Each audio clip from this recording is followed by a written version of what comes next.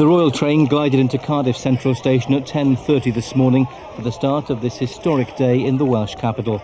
Dedicated royal watchers were there in force, eager for a glimpse of the Queen, the Duke of Edinburgh and Prince Charles. Yeah, she said, aren't they beautiful? And I was very proud of that. The royal party's first official engagement was at Llandaff Cathedral, a special multi-faith service to reflect Wales's new era of inclusiveness.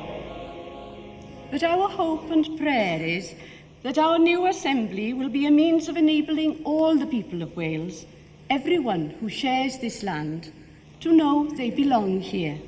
The churches were there to support and to pray for this new assembly and its members, but not in a sycophantic sort of way, but that we would be prepared at times, if need be, to be critical. After the service, the royal party took time to shake hands, receive flowers and chat to the waiting crowds who'd gathered to see them. You saw the Queen and Prince Charles. What did they say to you? They spoke to me and I cursed. The Queen looked lovely, didn't she? But she'd gone too quick, for us to be with her, see? Prince Charles came along and said good morning, and it was wonderful.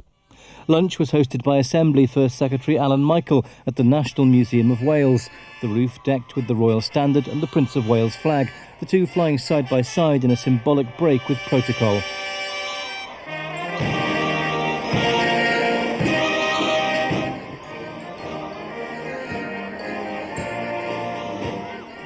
Inside, Welsh beef was on the menu, prepared by the Welsh National Culinary Team.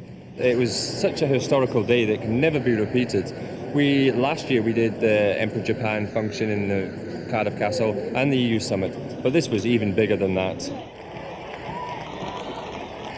An open-top carriage then took the royal party through the city centre for their main engagement of the day at the National Assembly for Wales.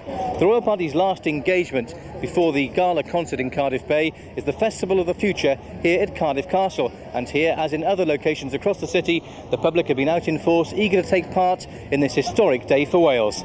Nick Pallett, BBC Wales Today, Cardiff Castle.